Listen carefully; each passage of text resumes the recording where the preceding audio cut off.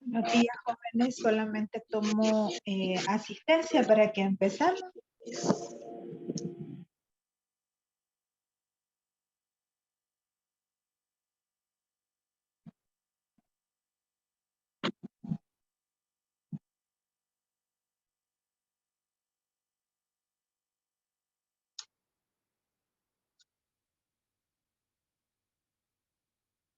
Vamos a ver, tengo en línea a Abigail Mendieta, Diana Artola, Idania Montenegro, Cruzcaya Velázquez, Ninfa Roque, Vivian Zavala que se está conectando y me aparece un celular A10 que no tiene nombre.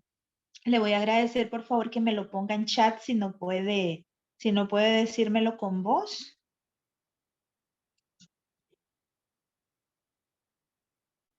Porque el problema, muchachos, es el puntaje después en lo que respecta a los 5 puntos de asistencia y participación. Así que por favor les voy a agradecer. Quien esté identificado con el teléfono A10 no name, necesito que me diga quién es. Repito a quienes tengo por el momento conectados y en lista. Ninfa, Abigail, Diana Artola, Idania, Cruzcaya, Vivian Zavala y Manuel Alejandro. Y ese teléfono que me aparece como desconocido, por favor, si me está escuchando, necesito que me ponga su nombre en el chat o que me lo diga al micrófono. De lo contrario, se queda sin asistencia. A veces creo de que únicamente se conectan y no están al pendiente de lo que digo ni de la clase. Katy también se acaba de conectar. Correcto, Katy Smith.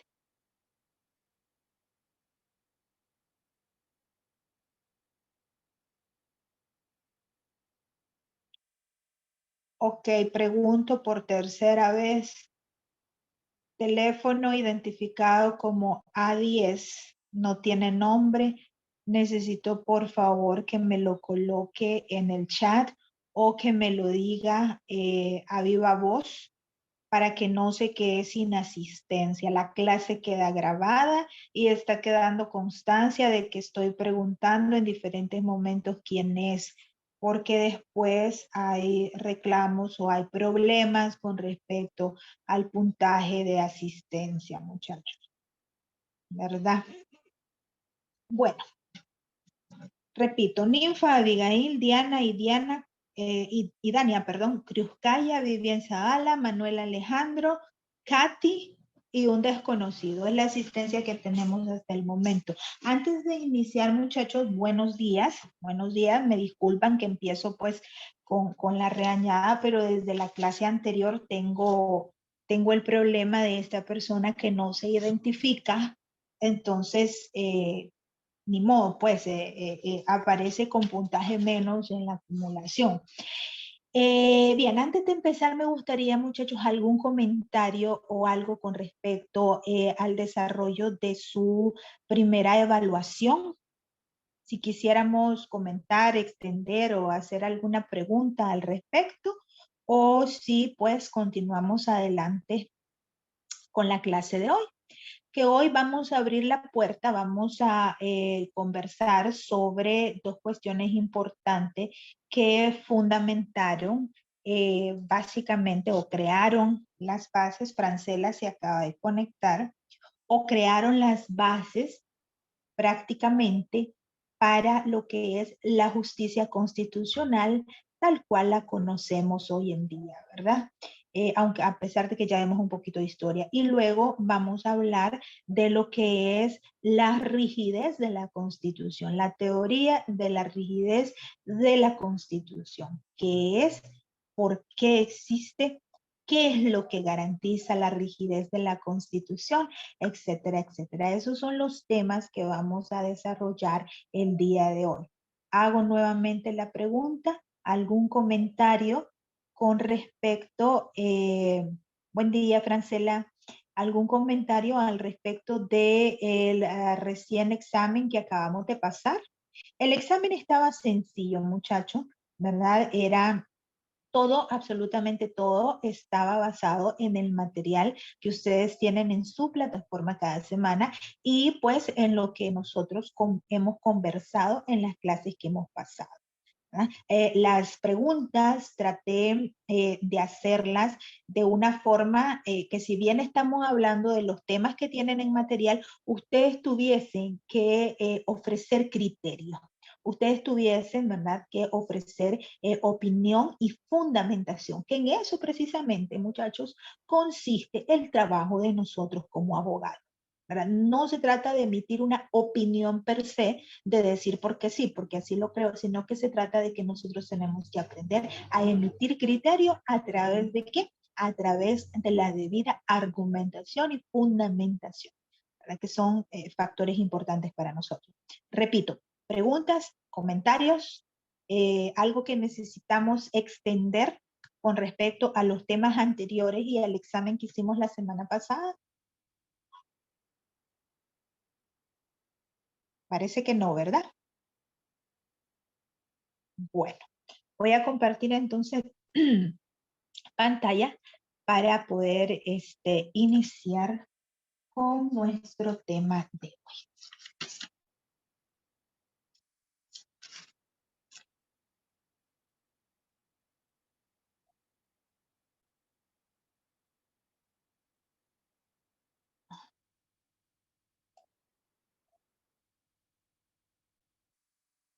Bien, listo, no tienen problema para ver pantalla, ¿verdad? Ok.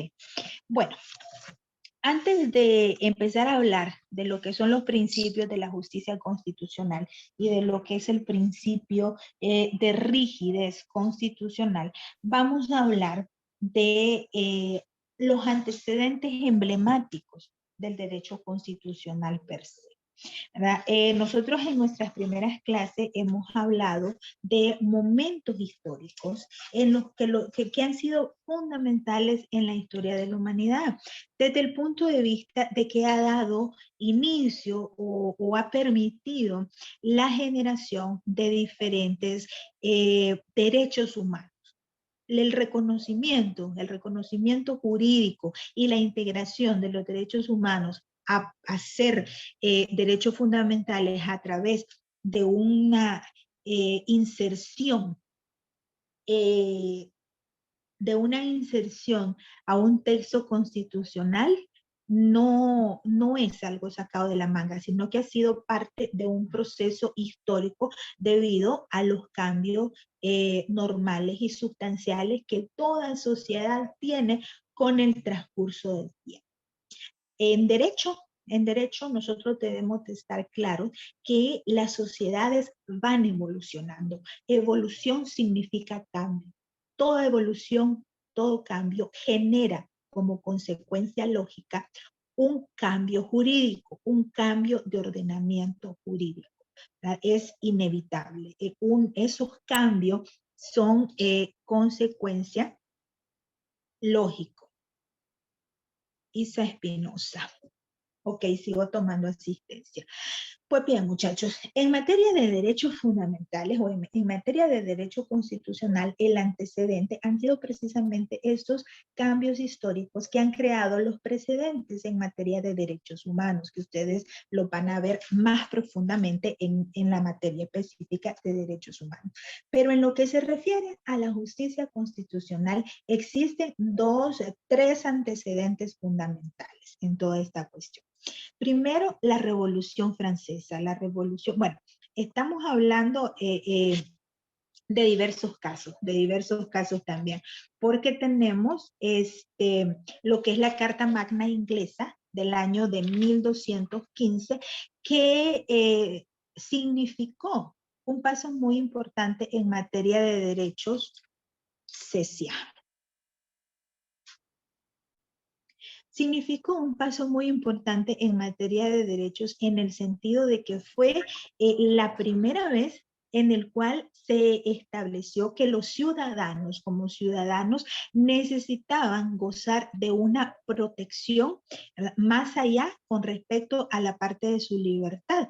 Entonces, ese respeto que la ley que tenía sobre esos ciudadanos, inclusive incluía al monarca. Ustedes saben que en las monarquías totalitarias que existían antes, y digo existían antes porque en el mundo moderno, si bien todavía existen un par de monarquías absolutas, aún estas monarquías absolutas tienen determinados limitantes que el mismo concepto moderno de la sociedad ha ido estableciendo, ¿no?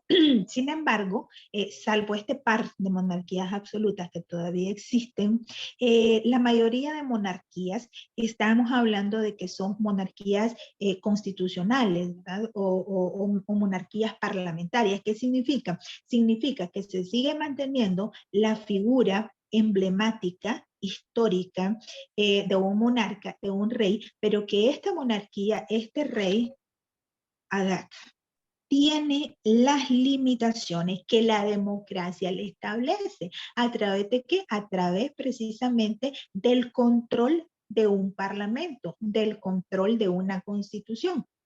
Ya, entonces, estos dos regímenes aprenden a convivir y crean una nueva situación. Pero históricamente hacia atrás, las monarquías eran de carácter absoluto y la palabra del rey pues era una palabra absolutista, definitivamente, con la capacidad de crear ley, con la capacidad de matar gente con una sola palabra, con la capacidad, bueno, una cuestión absoluta. Pues entonces la Carta Magna inglesa del año 1215, Leonor Naesna, del año 1215 sienta un precedente importante en materia de derechos humanos cuando establece que la ciudadanía merece tener un respeto en diferentes aspectos, sobre todo el aspecto de la libertad, incluso, incluso un respeto a través de lo del monarca. Ay, Walter Meda. Incluso proveniente de lo que es el monarca. La Carta Magna además sienta el precedente básicamente de lo que ahora nosotros ya le ponemos nombre y apellido que se llama habeas corpus. El precedente pues es ese. Nosotros lo hablamos en las primeras clases donde vimos un poquitito de historia. El segundo precedente importante, pues, que nosotros tenemos data de lo que es el año 1789 con la Revolución Francesa. La Revolución Francesa es un precedente fundamental en el tema de los derechos humanos. ¿Por qué? Bueno, en primer lugar, porque es cuando la sociedad da precisamente un paso trascendental, históricamente hablando, destruyendo prácticamente lo que era la figura de la monarquía absoluta y brindando ese paso importante a través de la revolución al aspecto democrático. La Revolución Francesa representa el inicio, el primer paso de lo que es la democracia moderna y de lo que nosotros ahora entendemos como poder popular. ¿Por qué? Porque todos esos cambios se generaron a través de un proceso de revolución. Entonces, la Revolución Francesa, jurídicamente hablando, también resulta trascendental porque nos regala, por decirlo de alguna forma así coloquial, nos regala la primera generación de derechos humanos, ¿verdad? Lo que se conoce como la primera generación de derechos humanos, que son los derechos civiles y políticos.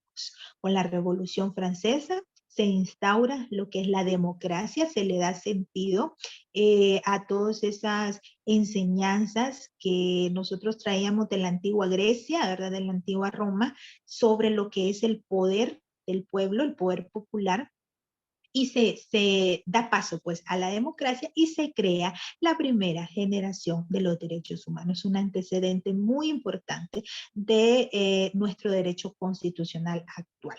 Luego, seguimos avanzando en la historia, siguen existiendo una serie de hechos muy importantes que le van dando seguimiento al tema. Llegamos al año de 1787, otro precedente que no solamente es importante dentro del tema general de los derechos humanos, sino que además sienta precisamente las bases del derecho constitucional per se. O sea, del derecho constitucional en sí mismo, que es donde se destaca la supremacía de la Constitución. Entonces, en ese caso nos estamos refiriendo al caso Madison versus Marbury versus Madison, que precisamente ustedes tienen un videito muy sencillo, muy interesante, donde está muy bien explicado de qué se trata este caso y por qué precisamente sentó las bases para el derecho constitucional que nosotros modernamente estamos estudiando. El caso no es tan difícil de entender, ¿verdad? Pero sí sentó un precedente trascendental allá por el año de 1803, ¿verdad? Sentó las bases precisamente en lo que es el reconocimiento por primera vez dentro de una sentencia, que en aquel entonces se llamaba mandamus, dentro de una sentencia sobre lo que es la supremacía de la Constitución. Entonces, el caso básicamente se refería al cambio en el cual Thomas Jefferson iba a tomar posesión como presidente de los Estados Unidos y el presidente Adams, unos días antes de entregar ese mandato, eligió a 42 jueces civiles. El proceso que se lleva, pues en ese caso, es que los nombró pues el presidente, pero tenían que pasar por un proceso de ratificación de parte del Congreso. Entonces, ese proceso de ratificación sí sucedió, Juliet. Ese proceso de ratificación efectivamente sucedió, ¿verdad? Pero un día antes de que se hiciera el cambio presidencial, se hizo también el cambio de secretario ejecutivo, que era el que tenía que prácticamente marginar o dejar sellado esa ratificación de esos jueces. Sin embargo, pues por todo el ajetreo de las cuestiones, esa situación no se dio, o sea, no se dio el sello, la marginación del documento de la ratificación y por lo tanto, pues pasó alrededor de un año y estos 42 jueces seguían manteniéndose en una situación, ¿qué les puedo decir? Un tanto en el limbo, ¿no? Porque no les decían pues ni una cosa ni la otra. Uno de los afectados, el juez Marbury, entonces decide poner una demanda con el secretario general que sucedió al anterior, que era el que precisamente tenía que marginarlo, ¿verdad? Tenía que marginarlo para que todo eso se hiciera efectivo. Que sería el juez, el secretario Madison, correcto, el secretario Madison. Entonces, en ese sentido, pues se entabla la demanda en el cual pues se pone todos sus argumentos y está solicitándole a la Suprema Corte que emita un mandamus, que es lo que nosotros entendemos ahora como una sentencia por la vía constitucional, que extienda un mandamus para poder, ¿verdad? Para poder ordenar que se haga efectivo ese nombramiento. Se acaba de conectar, muchachos.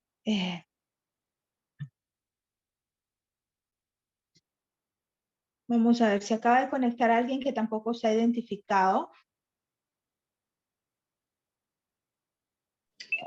Buenos días, profesora Indiana Ramírez. Perdón. Indiana Ramírez. Indiana, mucho gusto, gracias. Sigue sin identificarse la persona que está con un celular A10. No sé quién sea, que no se ha identificado por ninguna de las vías. Pero bueno, ok. ¿Por dónde iba? Ah, bueno. Entonces, entabla la demanda y entonces viene los jueces, hacen toda la investigación y todo eso. Y, ay, Dios mío, Idalia. Procuremos, por favor, conectarnos puntuales para no estar interrumpiendo la clase con la pasada de lista, muchachos, porque se lo juro, se me va la idea y después tengo que volver a ubicarme, pero tampoco los puedo dejar sin el puntaje, tengo que apuntar a cada uno que se conecta. Bueno, entonces les decía que la Corte Suprema viene, hace todas las indagaciones, todas las investigaciones, y entonces se da cuenta de que existe una ley, dado una ley emitida por el Congreso, una ley como la que todos nosotros conocemos, que dice que la Corte Suprema tiene, que la Suprema Corte, perdón, tiene jurisdicción sobre cualquier caso que tenga que ver con los tribunales. Pero la Constitución de Estados Unidos, en su artículo 3º, dice de que la Suprema Corte solamente tiene jurisdicción en aquellos casos que provengan o que se inicien en tribunales inferiores. Por lo tanto, desde ese punto de comparación, la Suprema Corte no tendría jurisdicción con respecto pues a este caso concreto sin haber agotado pues la parte de los tribunales inferiores. Allí tenemos nosotros el primer aporte que el caso Madison versus Marbury le aporta al derecho constitucional, ¿verdad? Y es la situación de que una Suprema Corte es básicamente la última instancia o, como decimos, la puerta de cierre de los asuntos que tienen que ver con la Constitución. ¿Por qué? Porque los tribunales anteriores, es decir, deben existir instancias anteriores a la Suprema Corte o a la Sala de lo Constitucional o a la Corte de Constitucionalidad que le ofrezca a usted como ciudadano determinados recursos o determinadas vías procesales en las cuales usted pueda exigir el reconocimiento, la restitución o el resarcimiento de un derecho que le ha sido violentado. Entonces, el primer aporte que el caso Madison versus Marbury nos deja es este, ¿verdad? El hecho de que la ley, la Corte Suprema, en este caso la de Estados Unidos, la Suprema Corte, ¿verdad? A través de su constitución decía, de que, o dice, de que la Suprema Corte únicamente tiene jurisdicción en aquellos casos que provengan de tribunales inferiores. Bueno, pues desde ese punto de vista, entonces la Suprema Corte declara inconstitucional la ley que decía que el Poder Judicial tiene, perdón, que la Suprema Corte tiene jurisdicción sobre cualquier cuestión que viniera, o sea, sobre cualquier tribunal. Entonces ahí está la incongruencia y entonces la Suprema Corte declara inconstitucional esta ley. Entonces, a partir de la declaración de esta ley, el mandamos que emite la Corte se basa básicamente en 4 aspectos fundamentales que surgen de qué? Que surgen de 3 preguntas fundamentales que se hizo. Para poder elaborar este mandam, la Corte hace 3 preguntas. La persona que está haciendo la demanda tiene derecho al nombramiento al que se le está, al que está solicitando. Es decir, había sido nombrado por la vía correcta, por las circunstancias correctas, por el procedimiento correcto. 2, si ese derecho, ¿verdad? Asumiendo que sí tiene, que la respuesta a la primera pregunta de sí tiene derecho al nombramiento. Si ese derecho le ha sido negado, existe dentro del ordenamiento jurídico estadounidense un remedio para que ese derecho le sea restituido. Segundo aporte que hace este caso. Es decir, sienta el precedente para que el ordenamiento jurídico nacional cree y le ofrezca a usted como ciudadano las condiciones procesales necesarias para usted poder exigir que se le respete, se le reconozca, se le restituya o se le resarza un determinado derecho, ¿verdad? Este es un antecedente importantísimo dentro de lo que es el derecho constitucional. ¿Por qué? Porque constituye el precedente de lo que hoy nosotros estudiamos como garantías constitucionales o garantías de la Constitución. Tercera pregunta, si el ordenamiento jurídico efectivamente ofrece estos remedios, entonces parte de estos remedios tiene que ser un mandamus de la Suprema Corte, ¿verdad? Entonces aquí esta tercera pregunta la hacen los jueces, ¿para qué?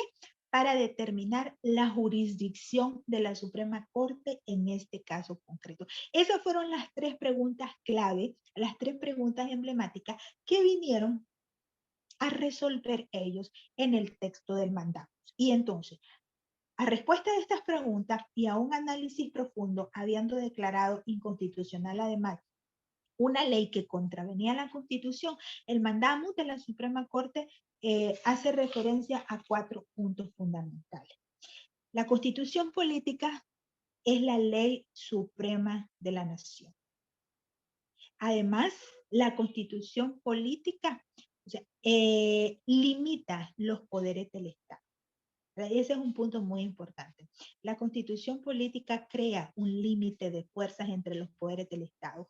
¿Por qué se necesita que los poderes del Estado tengan un límite de fuerza? Para que estos no trasciendan, es decir, o transgredan los derechos de los ciudadanos. Entonces, esa es una de las cuestiones más fundamentales que maneja la Constitución. Segunda cuestión en la que se basó el mandamus, una ley emitida por un Congreso Nacional, con todo y el debido proceso, por supuesto, que sea contraria a la norma constitucional es nula de pleno derecho y no puede, por lo tanto, obligar, ¿verdad?, a los tribunales a que se haga efectivo. Entonces, otro aporte muy importante, la nulidad de cualquier ley, decreto o reglamento, ¿verdad?, que vaya en contra de la norma constitucional. Si nosotros hacemos el análisis y si nosotros hacemos la comparación, básicamente este precepto, ¿verdad?, emitido en esta sentencia, estaría siendo la base para lo que es el control de constitucionalidad que nosotros tenemos en nuestros países y en nuestro ordenamiento jurídico y que vamos a conocer más ampliamente de manera procesal cuando, bueno, en las próximas semanas de la clase. Tercer precepto que demanda del mandamus, la obligación del Poder Judicial es hacer valer la ley y proteger a la Constitución, ¿verdad? Otro aporte muy importante que hizo este caso es precisamente determinar no solamente la supremacía de la Constitución, sino que además determinar que es una obligación de usted como juez, como administrador de justicia, precisamente hacer valer la ley y hacer valer la supremacía de la Constitución, ¿verdad? Y el cuarto aporte que hace esta sentencia, este mandamus de la Suprema Corte, es de que en el caso de que la Constitución y la ley sean igualmente aplicables, porque es decir, salvo raras excepciones en las cuales pues una ley contraviene una norma constitucional, sí existe mucha responsabilidad de manera general al momento de redactar y de aprobar una ley, ¿no? Existe mucha responsabilidad y entonces tenemos un ordenamiento jurídico que es lógico, que es congruente desde el aspecto del respeto a la Constitución. Y entonces en ese sentido, la aplicación de la ley y de la Constitución, ¿verdad? Pueden ser aplicables perfectamente de la misma manera. Sin embargo, en este caso, que ambas, una ley ordinaria con la Constitución, sean igualmente aplicables o al mismo tiempo aplicables, siempre se debe dejar constancia y dejar vigencia de que la norma constitucional es y será suprema a cualquier tipo de ley, ¿verdad? Inclusive en algo tan sencillo como lo es la fundamentación jurídica dentro del cuerpo de una sentencia, ¿verdad? Es primeramente la fundamentación que se hace con respecto a los articulados del ordenamiento jurídico tiene que ir en el orden congruente. Primero citamos las normas constitucionales, después citamos las normas de leyes ordinarias y después citamos las normas de fuentes de segundo nivel. Es decir, en la fundamentación de una sentencia debe de ir también respetada la supremacía constitucional, ¿verdad? Entonces, este caso de Madison versus Marbury resulta muy importante analizarlo y comprenderlo a la luz del estudio del derecho constitucional. ¿Por qué? Porque sienta la base del derecho constitucional como tal, ¿verdad? Entonces, sienta las bases del entendimiento de la supremacía de la Constitución. Nosotros no podemos hablar de garantías constitucionales, no podemos hablar de derecho procesal constitucional si nosotros no comprendemos no solamente que la Constitución es la norma suprema, sino por qué la Constitución es la norma suprema. Eso es lo que nosotros como abogados debemos de manera fundamental comprender y saber explicar cuando se pregunta.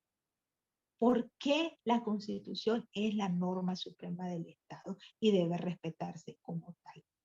Entonces, cuando nosotros ya vamos y nos enfocamos en lo que es el derecho constitucional, básicamente estamos hablando de hacer un análisis, una reflexión, una comprensión de todo lo que es, significa y simboliza la Constitución política como texto fundamental del Estado, del Estado. Y a este punto entonces les pregunto, ¿por qué la Constitución es la norma suprema del Estado? Les pregunto y necesito que alguien me responda.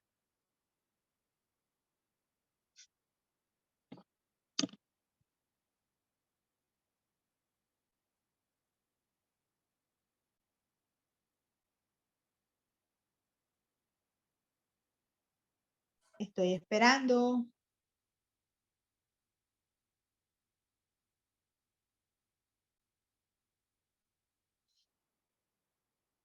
Estoy esperando. Si no me respondan, entonces pregunto por nombre. Y recuerden que el puntaje no solo es por asistencia, es asistencia y participación.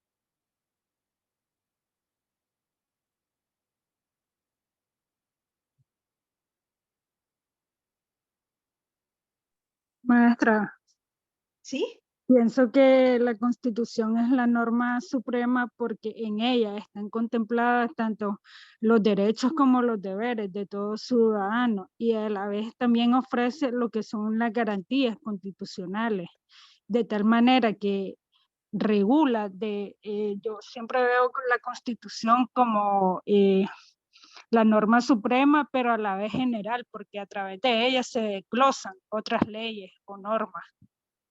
Se derivan. Sí, sí, sí. Tienes toda la razón. Tienes toda la razón. Solo te hizo falta algo más acerca de la Constitución. Tienes razón en todo. En todo. Constituye la norma suprema porque ahí está fundamentada, primero, los principios del Estado. Ahí están los principios espirituales que fundamentan, ¿verdad?, al Estado. Segundo, Buenos se días, encuentra... maestra. Buenos días, amor. Dime. Sí, quería aportar algo, porque prevalece sobre cualquier otro orden jurídico también, además de lo que estaba diciendo Juniet. Correcto, ¿verdad? Prevalece sobre cualquier ordenamiento jurídico, pero le sigue haciendo falta todavía algo más. A ver. Profe, también no solamente es que da los principios, sino también organiza al Estado. Exacto, exactamente. Esa es la parte que les hacía falta, ¿verdad? Entonces, en la Constitución están contemplados los principios que fundamentan el Estado. Están regulados todo el abanico de derechos que constituyen los derechos fundamentales de los ciudadanos. Están contempladas las garantías constitucionales, ¿verdad? Es decir, lo que llamaba la Suprema Corte en aquel entonces los remedios. ¿Por qué le llamaban los remedios? Porque precisamente lo que hacían estos recursos que le llamamos ahora nosotras eran remediar una situación que no estaba bien. Entonces ellos le llamaban los remedios. ¿Verdad? Entonces, garantías constitucionales también están incluidas ahí, pero además, la Constitución organiza el Estado.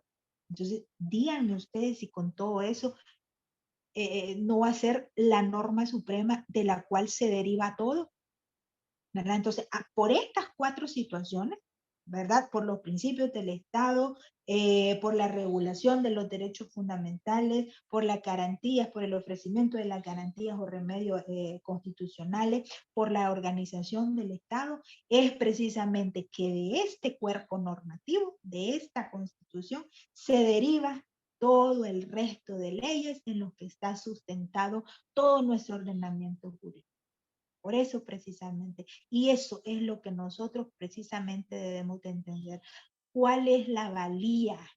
¿Cuál es la valía de la Constitución política? ¿Cuál es la importancia del cuidado de la Constitución política? Y de ahí precisamente vamos a iniciar con el tema que ya propiamente nos compete pues el día de hoy, que son precisamente los principios, no de la nación.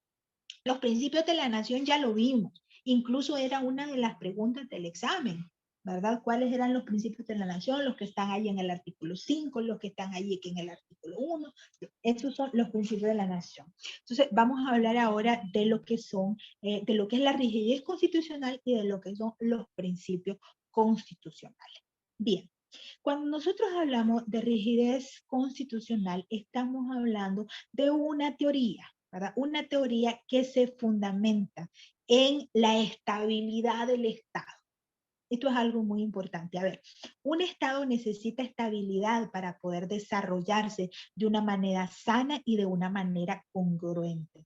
Esa estabilidad se logra, ¿verdad? Porque, a ver, yo he tenido clases en las que compañeros me dicen, ok, pero ¿cómo se puede lograr una estabilidad si, por ejemplo, la misma Constitución señala que el poder debe ser alterno?